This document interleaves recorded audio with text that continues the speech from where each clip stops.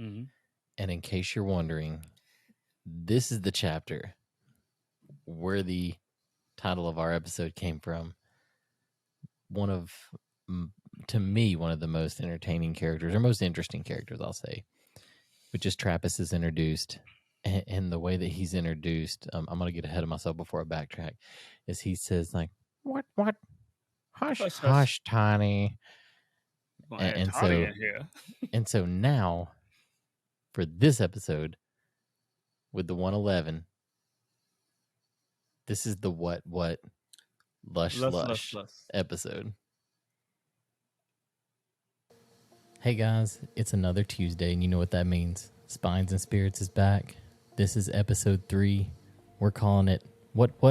Lush. You guys already know we're looking into The Name of the Wind by Patrick Rothfuss.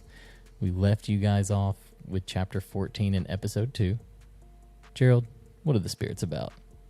These ain't the spirits that go bumping tonight. No, these are the spirits that we take a nice long sip on, guys. Y'all already know the montage.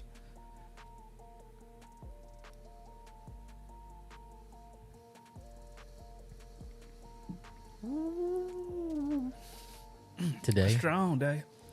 Today, we're sipping on the Chattanooga whiskey. What's the proof on that, Gerald? I believe it's 111.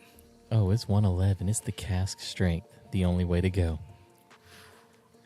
Got a nice burn to it. For those of you who don't know, we are based just outside of Chattanooga, so we figured we'd pay a little love to our home area here. I'm drinking the Chattanooga whiskey, and obviously I got the Lookout's hat on. Yeah, well, I missed the memo on that one. I'll be your guide tonight. My name is Adam. I don't have to dodge any little slivers of hate this evening. And I'm Gerald, spelled with a G, depending on that day, and the day is still with a G, y'all. And as you probably notice, Christy is not here, and that is against her will today. Unfortunately, she was under the weather all week. She wasn't up to recording, so she told us to go ahead and take control of this one. So you guys just have your boys tonight. Y'all wish her some love so she get better. So next episode, she come back on here. So we're going to pick it up with chapter 15. It is called Distractions and Farewells. It's kind of a big chapter that takes like the first step to the tragic moment, I guess, that starts our hero's origin story, I guess, if you want to look at it like that. Mm-hmm. So Ben, who has been his teacher, is getting ready to leave. They're at Hallowfell, and I thought it was a little odd the way that Patrick Rothfuss worded this, or I shouldn't say Patrick Rothfuss because we're in quote spawn. But the way quote said it is, couldn't have built a better snare.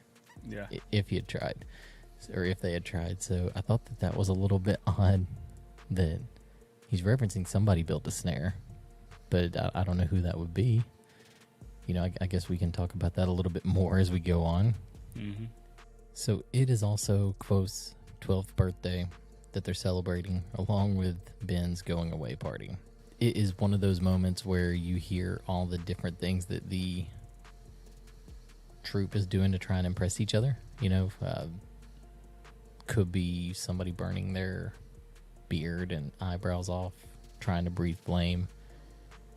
Could be Shandy, one of the other characters, trying to give Ben a little personal going away present. I thought you were going to say that for me. As it moves on, though, everybody wants a piece of Lanray. Lanray is the song that we briefly spoke about that Arladin's been working on. Kind of ties back into potentially the creation of the Chandrian.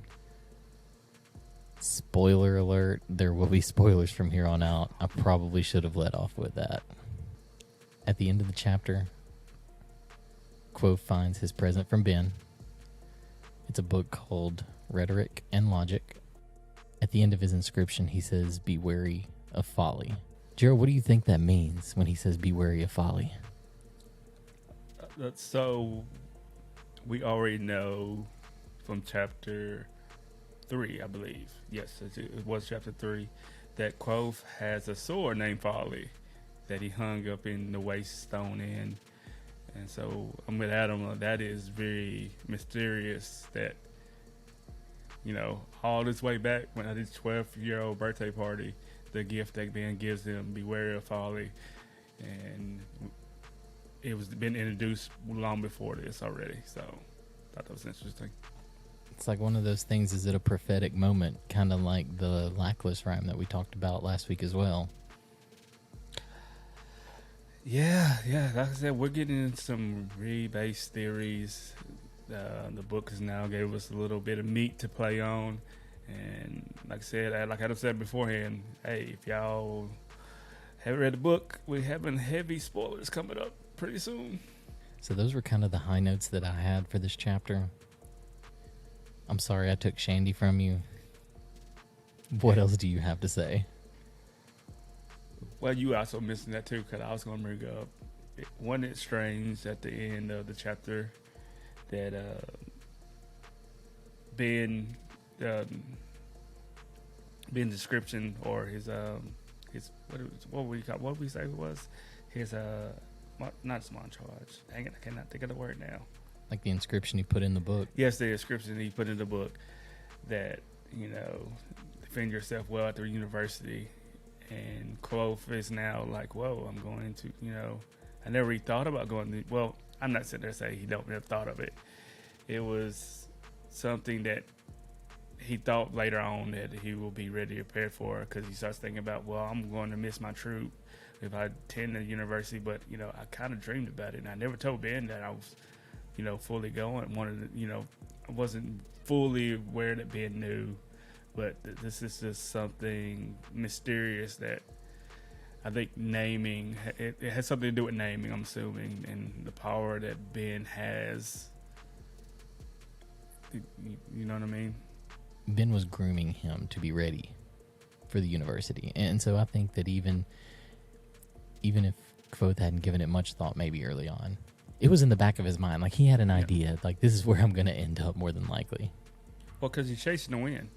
He chasing and wanted to know the name of the wind, like our book says, the name of the wind. And I also want to say one more thing before we, jump off this chapter. Have you noticed that what happened, this is a hypothetical question, what happened if Quoth never tried to call the name of the wind? It made Ben so wary of teaching him thoroughly. You know what I mean? Would you say that the trap, or it's like the snare that Adam said earlier, would it actually work? Would the Ben actually be like, yeah, but I got this promising student. He's clever. He's real sharp. He's smart. And I don't know if I can. Would you think he still leave? So I personally think he does. Ben is putting a lot into Quoth, but he is not a trooper. He is not meant to live his life always on the road. He may have been traveling whenever they ran into him, but I think that... Well, it's like best as Quoth said it. Quoth said, like he feels sorry. Well, he feels sorry for the boatman traveling and only has to talk to his donkeys. And he welcomed him to his family. So, yeah, I can understand what you're saying, Adam, on that part. But. Yeah, and now, he's potentially got a mate, right? Right. And I'm sure that whenever he's with Arladin and Lore. Yeah, that a piece of him is probably like, man, I want to find that. I want to have my own little quote someday. Well, being get up in that age, he needs that. He's only 40. He still get up in that age. He needs that Malin's helper. Had to think about it for a moment, y'all. So you got anything else to add on to chapter 15? I think we covered it pretty well. Let's move right along then. We're going to move into chapter 16. Chapter 16 is titled Hope. It's titled Hope, but that's You will be disappointed if you think that there's going to be hope in this chapter. And there is a small time jump. So we're months away from where they've left Ben. They're traveling 15 to 20 miles a day. It doesn't mention it, but I would assume at some points they've stopped and probably put on shows and stuff. But we don't know how far they've made it from Hallowfell. Mm-hmm. The troop ends up coming into contact with a downed tree. Arledon mentions that it's not the first tree. You know, there's been multiple on the King's Road. And now, I think he says it's been at least, was it 2 span? Maybe more than that since the last storm. And there shouldn't have been any trees down. Should already be throwing up some red flags, right?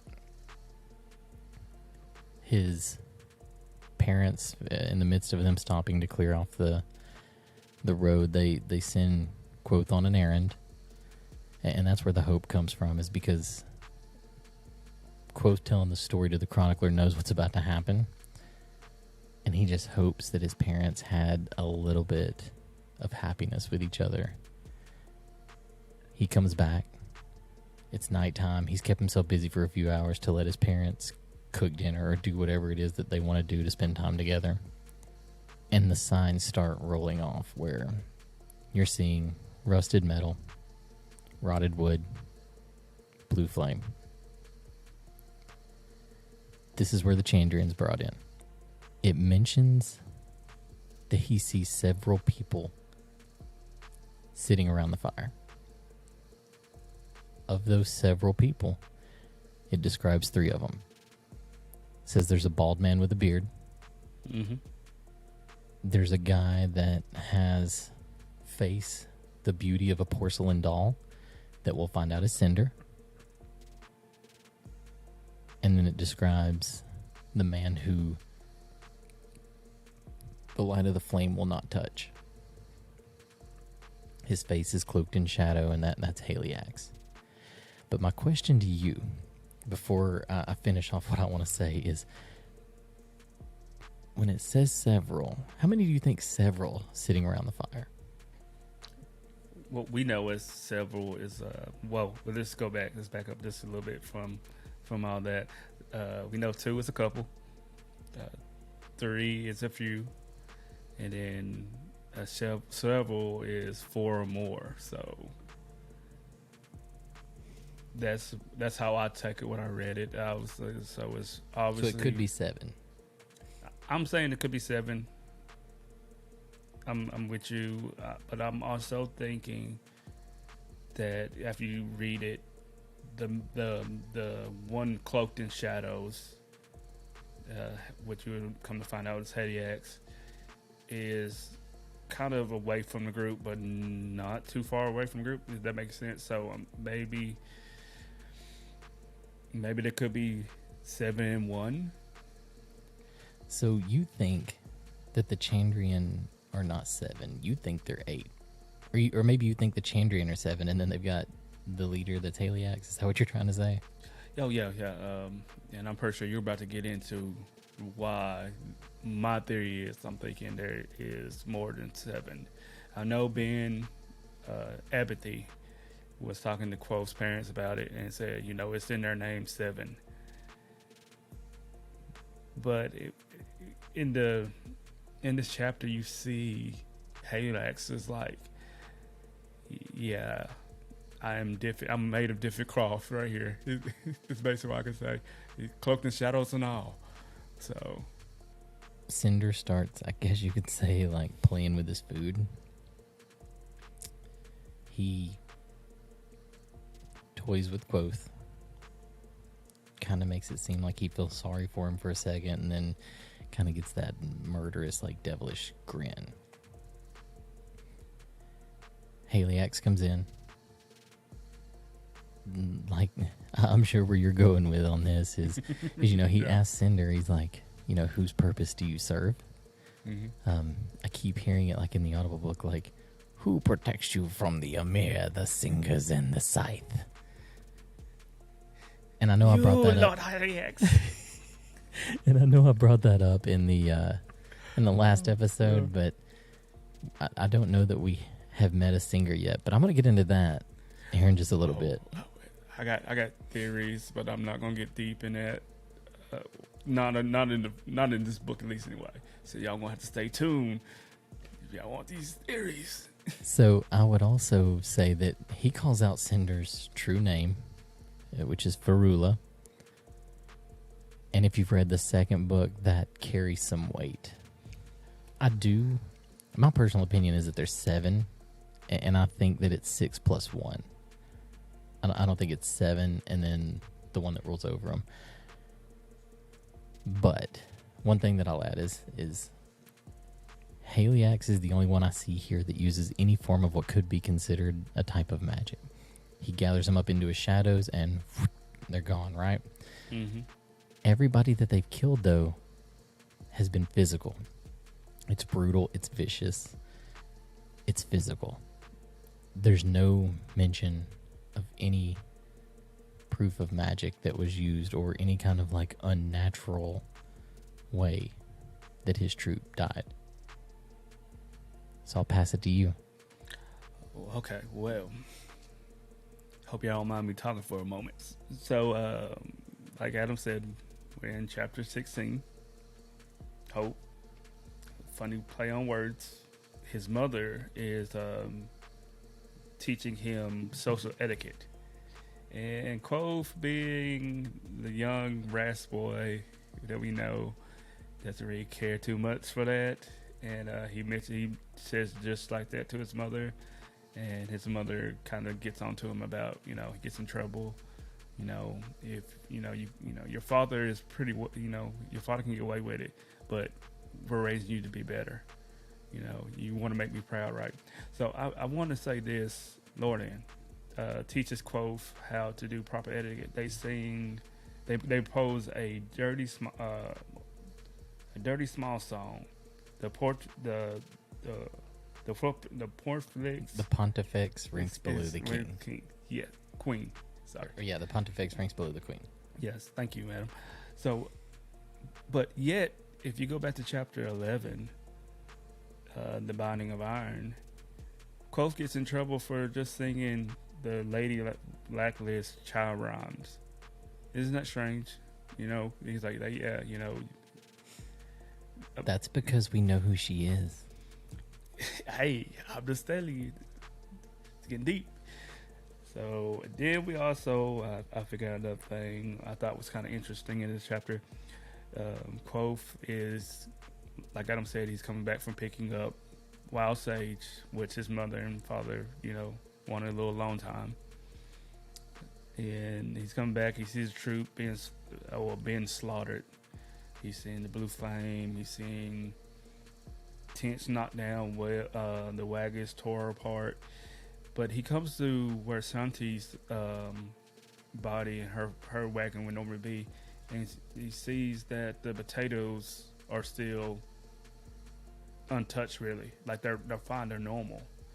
And I wanted more to say like how, like Adam said, that everything's being decaying around there, but it's strange that the cooked food wasn't touched. Adam Quoth was able to pick up the pot and move it without it breaking, but yet he goes a couple steps further to his parents' fire, and he touches something and it corrodes in his hand. I thought that was interesting. You got anything on that one, Adam? Yeah. So, to be honest, I didn't even pay attention to that, and it is kind of like the smoke screen of everything that's going bad. So that's something to think about later, I guess, as we move along and we see other signs that'll pop up to like kind of pay attention, I guess, what's going on with the food, because no, I did not. Like now that you say that, it's like that glass shatters, right? And I'm like, oh god, yeah, the food was fine. It wasn't rotted. It didn't. Nothing happened. It didn't spoil. So good catch. Yeah, that's what I thought, and that was in chapter 12. The puzzle piece is fitting. I thought that was interesting. Like what was going on. Also, I want to talk about, try to do it just quickly, briefly.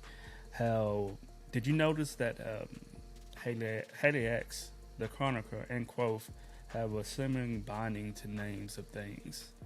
And the reason I bring this up is you notice when Haley X says Ferula to Cinder, how Cinder kind of locked up.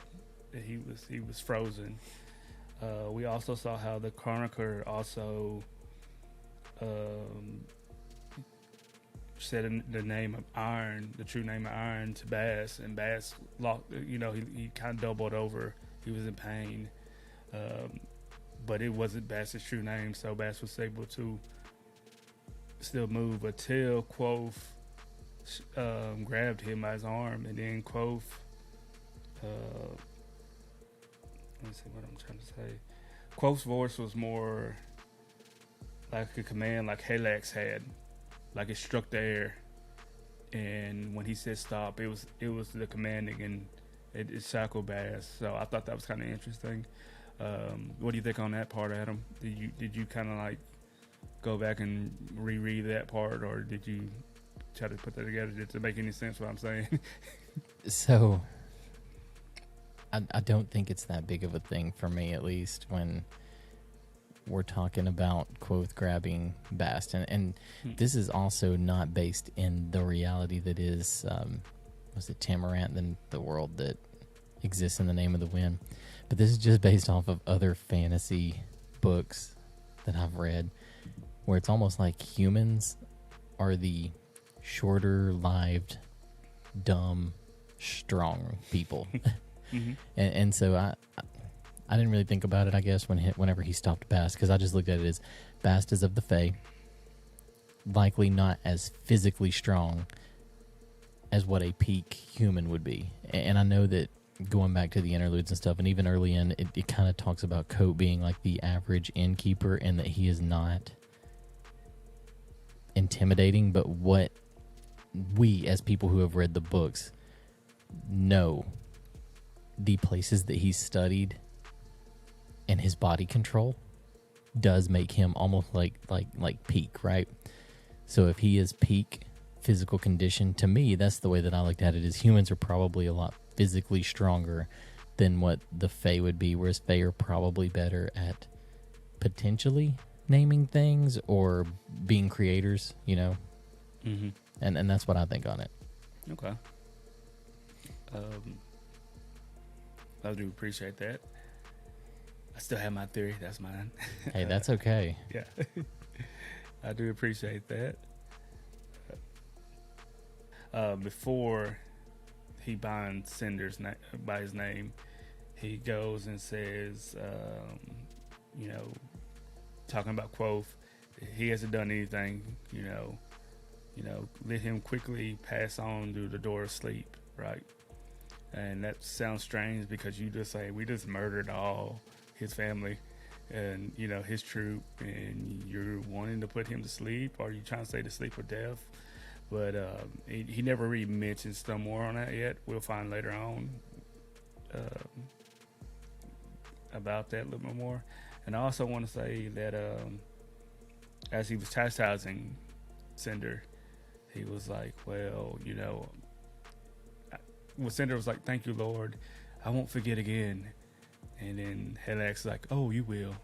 But it's good that, that you can remember stuff. Maybe if I didn't have these little moments with y'all, I will forget. But it's like a hard voice when he's saying that. And it's kind of like saying that he cannot forget. I thought that was interesting on this play of words in chapter 16. So that's going to lead us into chapter 17, which is another interlude. Chapter is called Autumn. Just to remind us of what season is going on, as if they haven't hit us over the head with it enough right now in present day. This is not a big chapter. Not much happens. Basically, Bast pities Quoth. Quoth doesn't want his pity. To me, Quoth invents a reason to essentially take a walk, to get away from the Chronicler and Bast. And all he's doing is he is going out away from everybody where no one can find him, and he's mourning. He's grieving. When he told the story, he was there. He was walking among the wagons again. And you know, going back to even that last chapter, he said he wished he could spare you the details, but it was part of what made story it what it was. pivots. Actually, it doesn't even say pivots. He says hinges, which is a funny word to use when we're waiting on the doors of stone, which have to be on hinges, right? But I didn't really have a whole lot else to say on this chapter, other than it's humanizing the innkeeper. Did you have anything you want to throw in there? Or? I think you wrapped it up pretty good. Bass is, I don't know if I would say he's pitying Quoth, because we obviously there's a. I disagree. He does, because his reactions seem genuine, and you've seen, or you will see, when Bast is kind of like pulling the strings, being like the puppet master, and his reactions seemed genuine, and it was almost like that was the first time he had heard that piece of what made Quoth who he is. And I think that he is very, very empathetic of his Reshi, in that he was putting himself in his shoes, and he was just like, you know, oh my God, like, you went through that. I wish I could take that pain from you. Oh yeah. I will go more on the point where how Quoth was like, hey, I am a demon to my bones. So my people has been telling stories before, basically, he was almost trying to say beginning of time, basically, before there was music, especially what he says. So while Quoth is telling this, weaving this story of his life, I find that there's power that what Quoth is talking about it, because it's now not coped. This is actually the myth. The man, Quoth, is sitting here explaining his life, and the power that is oozing through him. I'm thinking that's what's causing more of how people are feeling about it, because like before earlier, we was talking about how the Chronicle, like, how did I just see this man as an innkeeper? So we're going to stay on this road that we're on, and we're going to push right into the next chapter, which is chapter 18, Roads to Safe Places. This chapter almost has like a little prelude to itself kind of thing, where it's talking about how to cope with pain, and it talks about there are 4 doors to cope. And for Quoth to cope, there's the door of sleep, which is, you know, if you've been hurt and you have no energy and all you want to do is sleep, that would be your mind stepping behind that first door. There's the door of forgetting, which typically happens with time, right? If you've been jilted by a lover or something, and in the moment it hurts really bad, but, you know, depending on how long you were together, a few years down the road, you may not remember hardly anything about them. Maybe not even remember like the color of their eyes if you haven't seen them, you know? There's the door of madness, which is the 3rd door. And you see this when people can't cope with the pain to the point that it literally makes them crack. Like, they go crazy. And it happens in the real world, you know, just as much. And I think that's what, in this particular chapter, resonates with me, is just the 4 doors of coping. Like, he kind of hit the nail on the head, so to speak. He really did. And you know, that leads us to the final door, which is death. And they say there's no pain, so they claim.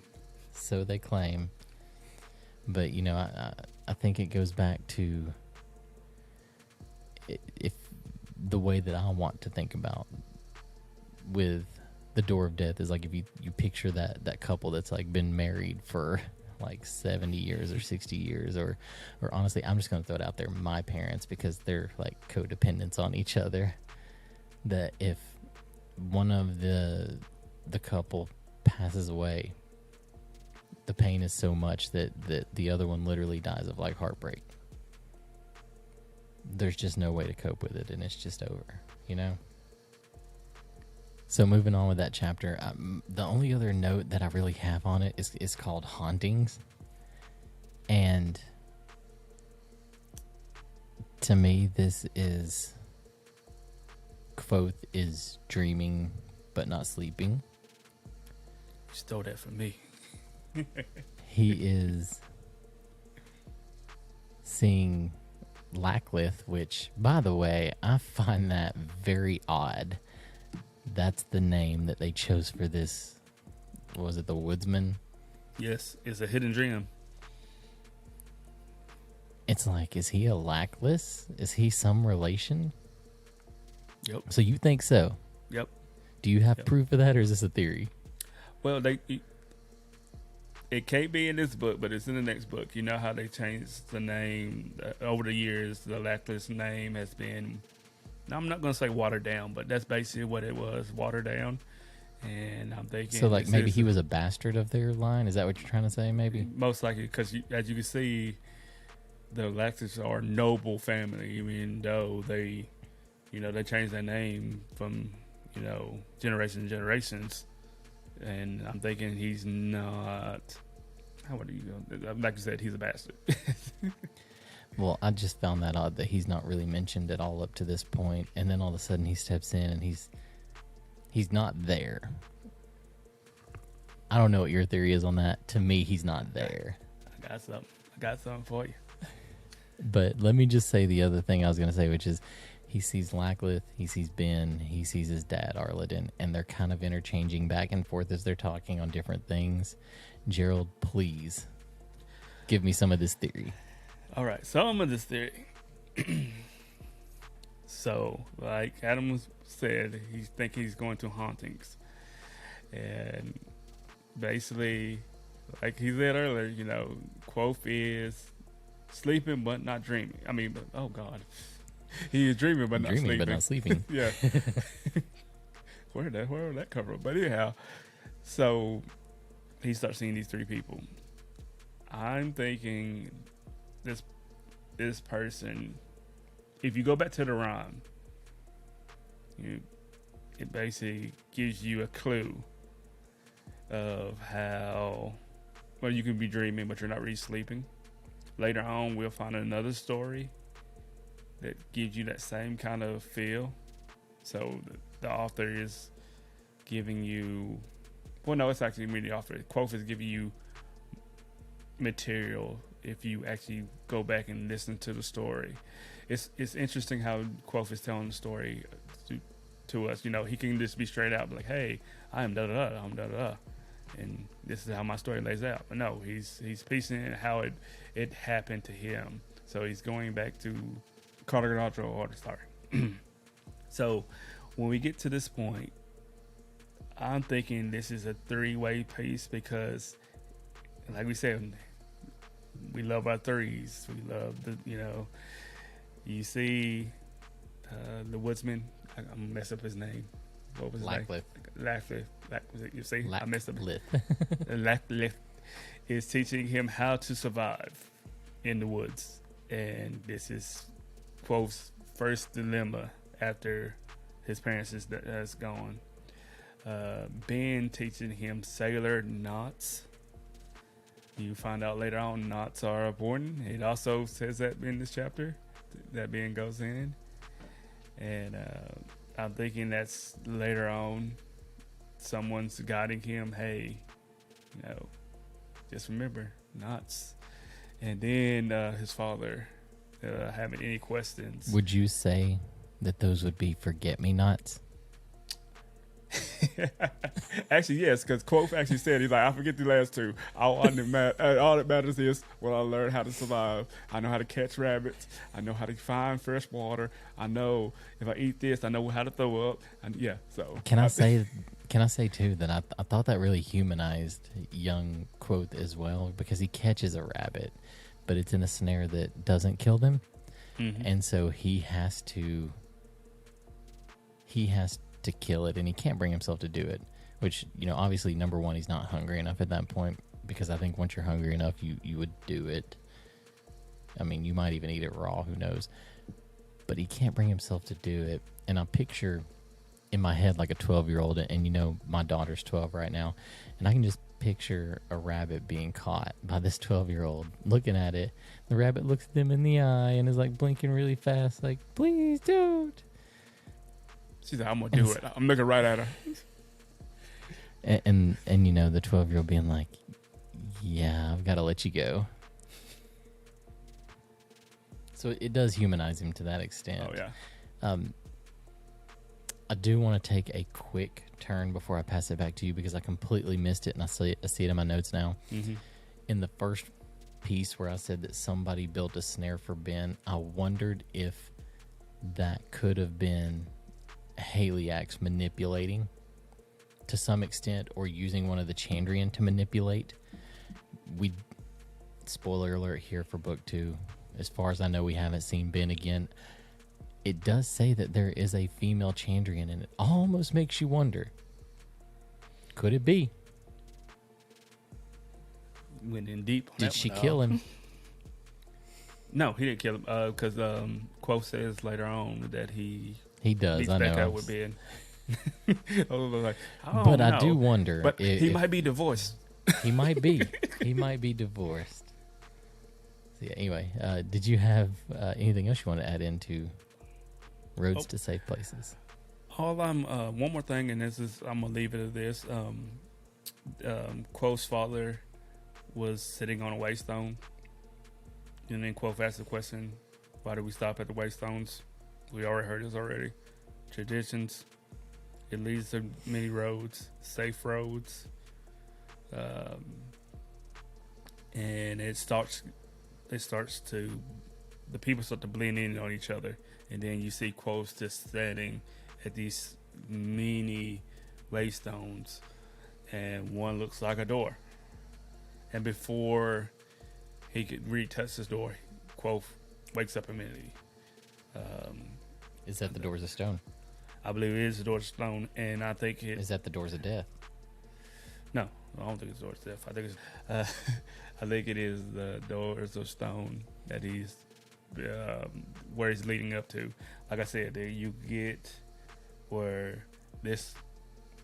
I want to say it's the entity helping Quoth at this point. It teaches him how to survive in the wild. It teaches him once he can survive to remember knots. Knots are important. And then the Waystone, it's like the journey of the ending to me. And this is why I took off this chapter. So. Yeah, I just had to ask that question about the Doors of Stone being the doors to death because our lovely lady co-host is not here, and that tied into her Lacklith rhyme. So she may have a follow-up on that later. Oh, trust us. She's going to voice it too. There may end up even being a post to, like a counter post to episode 3 on our channel that's like the ladies rendition. Hey, oh boy, I can see that by herself. When she sees this, she might kill both of us. Maybe. Is she the female changeling? So, but yeah, I think we covered chapter 18 pretty well. So that starts us with chapter 19, which is called Fingers and Strings. Gerald is giggling. I don't know why. Oh, I'm sorry. So, Quoth is working on his coping skills, and he's being a survivalist. I don't know what is so funny, Gerald. Oh, okay. Sorry. Oh. Well, I'm leaving this in. Don't worry. You can't leave this in. You got to cut at least some of it. That's what she said. Okay. Man. So, several months, Quoth is living out in the wilderness. It talks about going through summer. Talks about getting like the chill of autumn. during this time, he teaches himself to play the lute with multiple variations. It's his father's lute, one of the things that he kept when he left. He breaks strings and continues to teach himself to play. He teaches himself so much that he starts like inventing things. Like he says something along the lines of like, I'm not playing outward anymore. Now I'm playing inward. And it really makes me wonder, is our little 12-year-old Quoth on the way to becoming one of those singers who just, through music, finds the names of things that Haliax warned Cinder about? I think he just has a knack in naming. Is what I thought about it. I understand what you're saying, and it makes sense of how you're going about it. I think he has like a knack in naming on my end. Quoth is teaching himself all these things, and like I said, to me, I think maybe he's starting to become potentially one of the singers that Haliax has warned Cinder about. But that takes us forward now, and summer's ending. Like I said, the chill of autumn is in the air. It's starting to get a little bit cooler. He doesn't know where he's at. He's just in the woods somewhere. But he knows that if he heads south, it'll be a little warmer. And so that's what he does. He heads south. He eventually finds some roads, or I guess some trails, really, that lead into some paths, and then those paths lead into roads. And as he stumbles upon more and more people, he gets approached by what I would assume is a father and son, like farmer and his child, which is Seth and Jake. And you know, he's like, "Hey boy, are you deaf? You're not answering me." But really, Quoth is just scared. He is a 12-year-old boy. He is scared. He doesn't know what to do. His life is as he knows it, his life is over. And all he's trying to do right now is live and survive. And so he ends up accepting the help from Seth and Jake. You know, they ask him about whether he can play. He tells them that the lute's broken.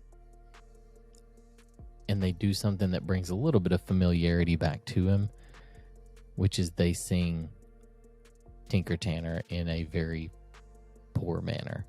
Hey, deaf, you deaf. You deaf. He's speaking my language. I know what he was talking about. I was like, deaf. But no. Quoth joins him on the road. The farmer gives him some bread, and Quoth's like, I have not had birds in months. This is amazing. I'm going to save something for later. And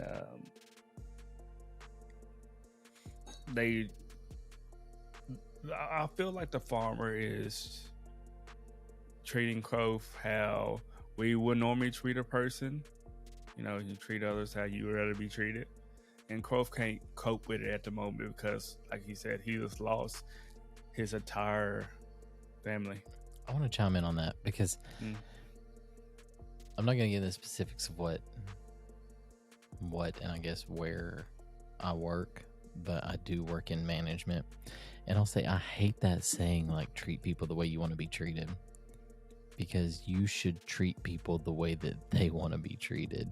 Because the way that I want to be treated may not be the way that you want to be treated. You know, it's two different things. And I get what you're saying, but I just want to chime in and say that, like, you should treat people the way that they want to be treated. You shouldn't assume that everybody wants to be treated the way you do. That's my take on that. Well, no, it's fine. It's interesting. It's a nice subject we can have a little bit. If that's the case, then Quoth is wanted to be left the hell alone.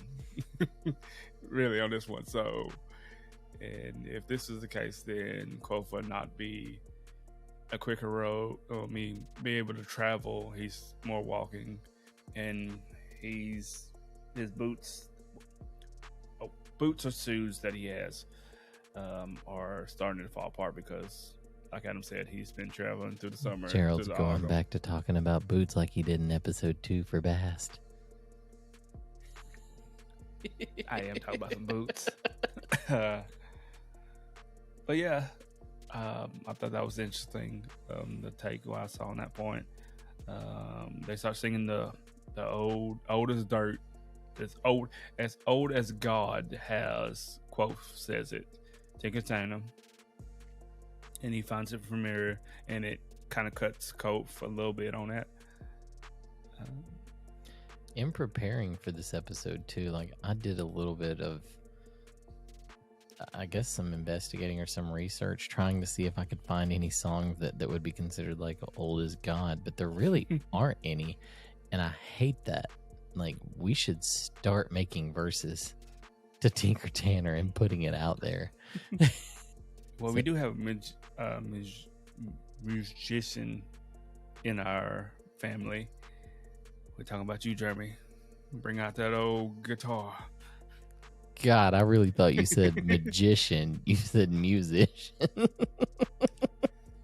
So when you said Jeremy, I was like, he's no Houdini. What the hell? So that moves us along into chapter 20, which is called Bloody Hand into Stinging Fists. And this is Gerald's personal chapter, because anytime that you do any kind of like role playing with Gerald, where you talk about any character from like a game, a movie, a story, whatever, all Gerald does is this number. Like he takes his hand, he slowly rolls it into a fist. You can fact check me on that. That's fine. I'll win. Where's David? We need David. You like how I take a sip on that when he says those things. So in this chapter, Seth and Jake get Seth and Jake get Quoth to Tarbian. We're introduced to Tarbian, which is a new city. The way Tarbian is described, to me at least, is much... It's way more vast than any woods or anything else really that he has described at this point in the story. Any traveling that he's done. He even mentions that Tarbian is so big. Tarbian, I guess, I don't know if you should say it fast as Tarbian, but Tarbian is so big that you cannot walk from one side to the other in one day. And like I said, he hasn't made anything this big yet, or made any mention of it, I should say. Mm-hmm. Out of all the places that they toured and traveled, even mentioning like playing for Baron Greyfellow, he doesn't talk about any big cities. This one, he is setting the point that this is a big city. Well, I would say mostly the reason because he's doing this is he was with his family. They had transportation. They had the wagons and everything else. I mean, I'm pretty sure the Baron Greyfire. Close enough. I think Greyfire. He's only been mentioned once so far. But like I'm saying, they had as his patron, he had buggies for them to travel through his kingdom, or his estate, not kingdom, his estate. So that's just my take on why it's so big. I get what you're saying. Yeah, and I do get what you're saying, but it makes sense, I guess, the way you're saying it, because he is by himself now. He doesn't have anybody to rely on, and this is a big city for him to be alone. And I think it paints a good parallel, because he's been living in the woods, he's been trying to survive, and now he's in the concrete jungle, right? Mm-hmm. Now he is in a city that is just as wild, just as rabid, maybe even more so, because at least in the forest, he can survive off of capturing food, off of picking berries and leaves and stuff like that. But like, there's no berries, there's no leaves here. Mm-hmm. Those grow off of carts, and those are housed by people. Yep. I thought that it was really sweet, honestly, the way that Seth is like, I bet if I spoke to the missus, she'd welcome an extra set of hands. Isn't that right, Jake? And Jake just chimes back in. He's like, that's right, Pa. Pretty sure she said it right before we left. And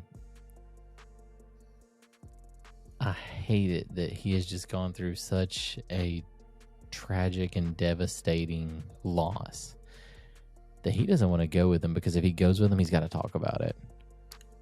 Let me just add one mention on this point. I will go more how Quoth is going to stages still of the 4 doors to the mine. He's mostly going to door 2, the door of forgetting. Like he also said, you still got to remember, I am not myself. I might play like I was in the troop.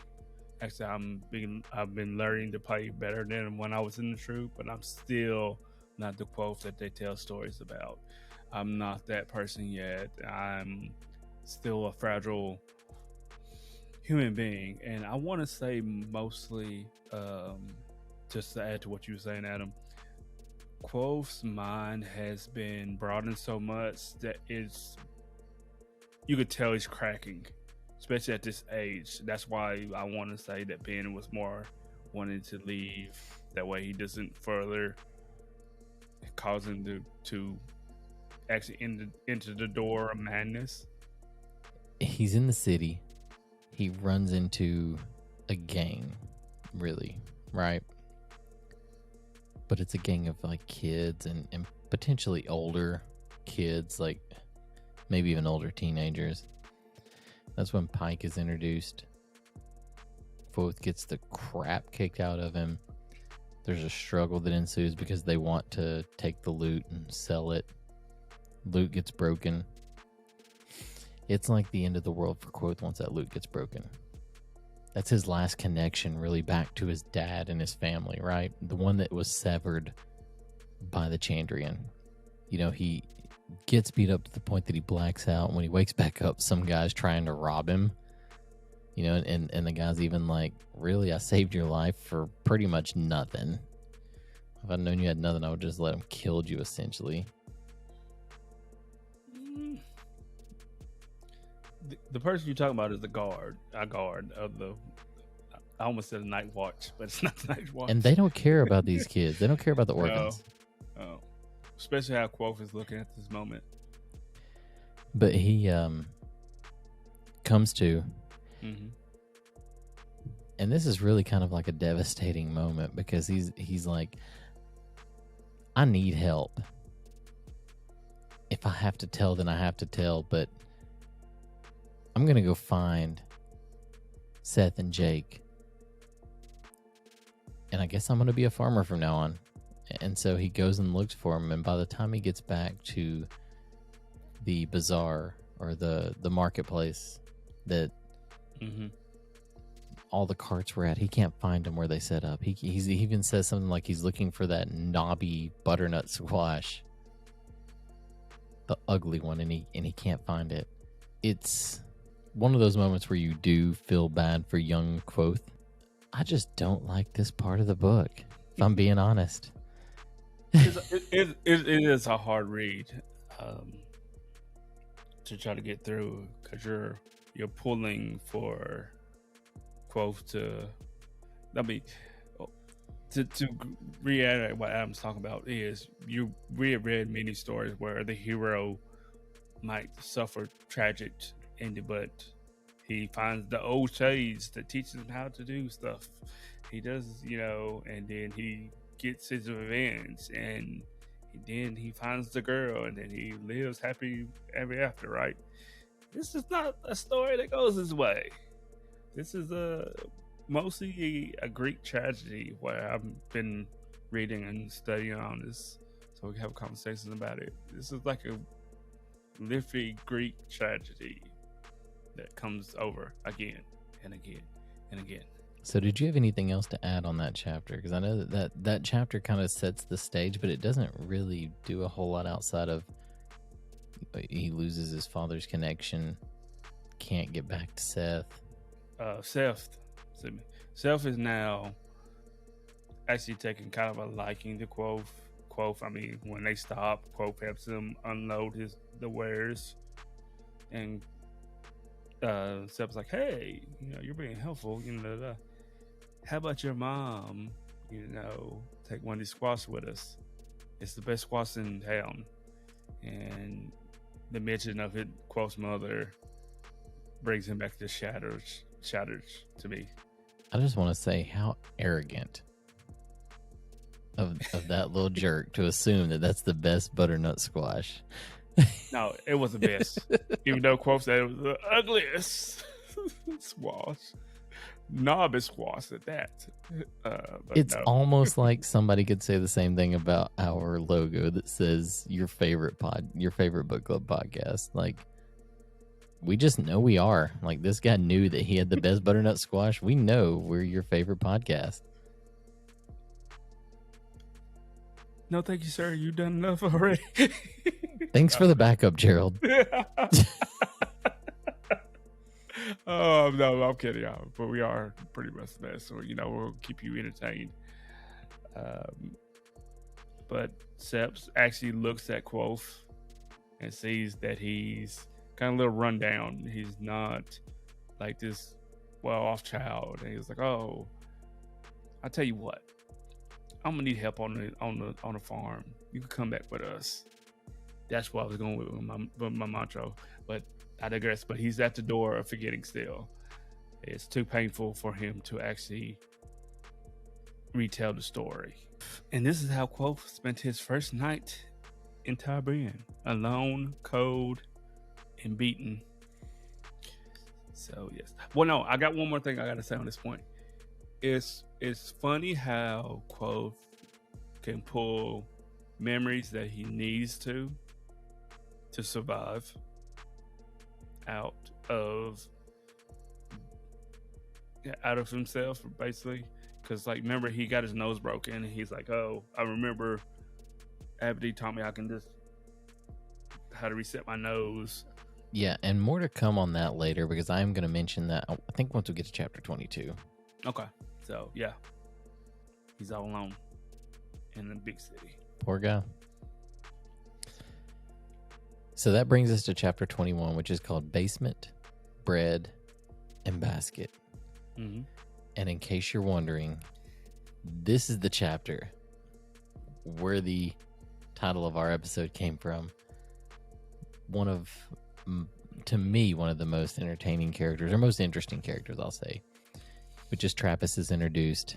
And the way that he's introduced, I'm going to get ahead of myself before I backtrack, is he says, like, what? Hush, Tiny. And so now, for this episode, with the 111, this is the what Lush episode.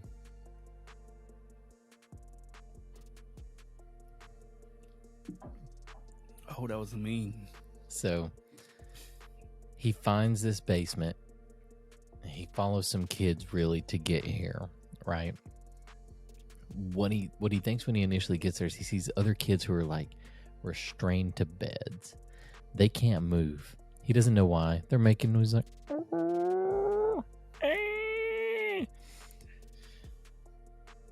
and like, he thinks this is the Duke of Gibeah's lair. You don't know who that is yet, and that's fine. You'll learn about him in book 2. I'm going to go ahead and give you a spoiler. I don't care. This is not a super spoiler. The Duke of Gibeah was somebody who got caught dissecting humans. He was trying to figure out the way that they worked, and he had like a body pit. It was massive. Disassembling and trying to figure out the inner workings, I guess, for medicinal purposes. He was one of the Emir. Now, see, I was with you till you said he was one of the Emir. I like that. I like that. What he was doing is for the greater good. See, exactly. Well, as soon as you said that part, you had me going. I was like, yeah, that's not too bad. We can get it. Then you say he was a damn Emir. One of the bloody Emir. So yeah, again, like I said, he's wandering around. He hears these kids like wailing from being strapped down. All of a sudden, he sees this guy walk through. He's got swollen feet, and they're slapping against the concrete as he's walking. He's barefoot. You realize he's taking care of all these kids, doing what he can by himself. Like, he even says, I've got so many loaves of bread over there. If you will go carry me a bucket of water, you can have your fill. And Kvothe doesn't know what to do. I mean, he does know what to do with it. He's like, I'm about to carry some freaking water. This character is working, you know, like I said, for the greater good. He's not in it for himself. He's in it for these kids, and it's very heartwarming to see a character like that. One that, you know, normally whenever you see a character like this, especially in like a fantasy type book or any kind of fictional novel, they're like the ones who are going to come out on top. And that's not the case with Trappist. Like, he talks about Trappist's feet being awful and swollen, and he shouldn't be on them, and they should be rubbed down with a certain salve, and they should be elevated. They're too swollen. The character himself is the appearance of misery. Like, he says he can't be more than, I want to say like 40 years old, but he looks like he could be between 40 and 60. Mm-hmm. But he's doing everything he can to take care of these kids. And to me, that's why he is a character that I really enjoy in this universe. And that's really the only thing that happens in this chapter is that introduction of his basement and his kids and who he is. Is there anything you want to tag onto that? You did that beautifully. Adam might have not mentioned that quote was like, if anyone laid a hand on Trappist, there would be 100 mad struck kids that would tear them limb from limb. And it was just how Adam was trying to explain it. He's taking care of all these children, the lonely children of Tiberian all by itself. So that takes us into what's going to be our last chapter for the evening. That's chapter 22, A Time for Demons. It starts off where the midwinter is coming to Tarbean, which is outside of the calendar per se, as far as breaking down different days and months. There's a section of days that are just meant for midwinter, and it's being celebrated here. And the way that they celebrate it is with like Telu and people dressing up as like lesser demons and stuff and causing like slight mischief. There's there's a comparison that goes back and forth where Kvothe is talking about how he's used to seeing it, and people are stage trained on how he views midwinter, where people dress up as little demons and they cause mischief and stuff, and it's all fun and games, and it's very moderated. It is not the case here in Tarbean. It's widespread. Almost think of it like as the Purge, maybe without the murders. So Kvothe says. So 12-year-old Kvothe says. That's a very good point, because it's a first time he's by himself and now he's seeing all these things. That's a good call. It's almost like a free-for-all through his eyes. This is one thing I don't agree with in the book. He goes begging at Waterside, right? And this lady gives him a silver penny, which doesn't matter to me in the end, because he is a Deemer-Roo. Why is he begging? If this guy can, like he talked about, like you said, when he was writing with his dad, and his dad was teaching him to be more stage trained. His dad was teaching him how to do different things, and he's like, if you had quick hands, you juggled. If you did this, if you were clean shaven, you wore a dress and you played this part. He talks about how with one of the people he even learned like stage fighting. If he has learned all these skills, why is he begging? You cannot tell me he could not sit up on a corner and do something else to get some money and probably be a lot better off than what he is right now. So I did take I took problem with that he was in Waterside begging when he got the hell beat out of him by that guard for getting a silver penny. Well, beforehand, that was on Waterside is where Kvothe mostly stays at. This is where you was introduced to Trappist. Hillside is where chapter 22 starts off. He's like, well, I'm going to try my hand at... Okay, my bad. I got him confused. Yeah. Just a tad bit. Just a tad bit on that one. Like Abity says, how old are you? I'll be 12 next month. It's so hard to forget that you're 12. You haven't been able to learn. He's at the door forgetting. And he's more still can't allow himself to be the Quoth that we are learning that he will be. It's basically what I'm going with. The pain is still too deep for him. It's the reason why he cannot be like, yeah, I know how to juggle. I know how to do this thing. This is basically a Quoth at 12-year-old trying to forget the tragedy that happened, because it was so much that he doesn't want to enter the door number 3, which will lead him to madness.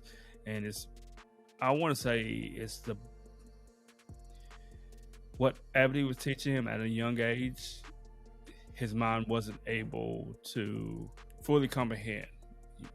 You know what I'm saying? That's the reason why the university doesn't accept students to like the ripe age of 18, because he's trying to keep himself from entering to the door of madness where he can be cracked. I got what you're saying, and just moving along through this chapter, after he gets the crap beat out of him, he ends up being discovered by a guy and a girl. You can assume they're together, I guess. But the guy's dressed up as Incanus. When they find him, though, the guy dressed as Incanus is like, we can't leave him. We got to take him with us. The girl dressed up as a demon is like, no, we can't. So he gives him his gloves. He rubs him, right? Like he's trying to get feeling back in and making sure he doesn't freeze to death. He gives him a silver talent. Something else that is it's an interesting parallel to this is he speaks about how his dad plays the best Incanus out of anybody he's ever known. Mm-hmm. And I think that is very interesting, right? It's satisfying, really, that his dad is the best Incanus. But at the end of the day, somebody shows up as Incanus and saves him. They give him the silver talent. He's able to get a blanket. He's got gloves. He's able to get warmth for a night. That little piece, it's a small win at this point that's going to play into something bigger, right? Did you realize that, I guess, when you read it, that he talked about how his dad was such, like, the greatest Incanus, like he knew how to play him? And it's almost like when he comes back to, his dad sent this other Incanus, maybe. To answer your question, I would say I understand where you're coming from. This goes more on a theory where maybe his dad is not really his dad on my end. This Incantus has saved Quoth from the door, maybe the final door, which will be death after he's been beaten with the guard. Because Quoth, that we haven't mentioned beforehand, after the guard is beating him, he's trying to make it back to his little dockside shelter and waterside, and it's really slow, and he ends up falling. He ends up finding comfort in the snow. He's going through delirium, and he sees Teu's angels warming him up with an embrace until he explains it, and then he feels like the angel is tearing him apart until he realizes, he wakes up and sees Incantus trying to keep him warm. Which I would like to mention on my end, Quoth is either really good with money or really terrible with money at this point, because he talks about how he can spend money, and it always seems like it's been taken away when he says stuff like that. He's like, oh, I could eat for like half a month with this the silver penny that the lady gave that I'm talked about that when he was begging. Let me chime in on that though, because I do think that you see You see that in modern day, like outside of this story, when people get a large sum, whether it's like a tax return or it's some kind of a stimulus or something like that, they look at it that very same way where they're like, hey, I could go do X, Y, and Z with this money. Mm-hmm. But at the same time, something else comes up, whether it's, I swear it always times it that way, where you get that sum of money, you go get in your car like 10 minutes later to leave, and as soon as you get out of your driveway, your check engine light comes on. I get what you're saying. I don't think it's necessarily that he's bad with money, because I do see where when he comes into some money, and I think all of us do that, where you're like, hey, I've got this amount of money, I've got X amount of money, and I could spend that on these things if it was a perfect world. But that's the sad thing about it, is it's not a perfect world. It never is. It probably never will be. He always puts the chicken before the egg. That's the best way to explain it. Besides this point, when Acanis has given him a silver titan, he's like, hey, I want you to survive. And that's kind of a thing where the title of this is a place for demons. Well, a time for demons, not a place for demons, excuse me. It's a time for demons. And Acanis supposed to be the big bad evil demon, the worst of the kind.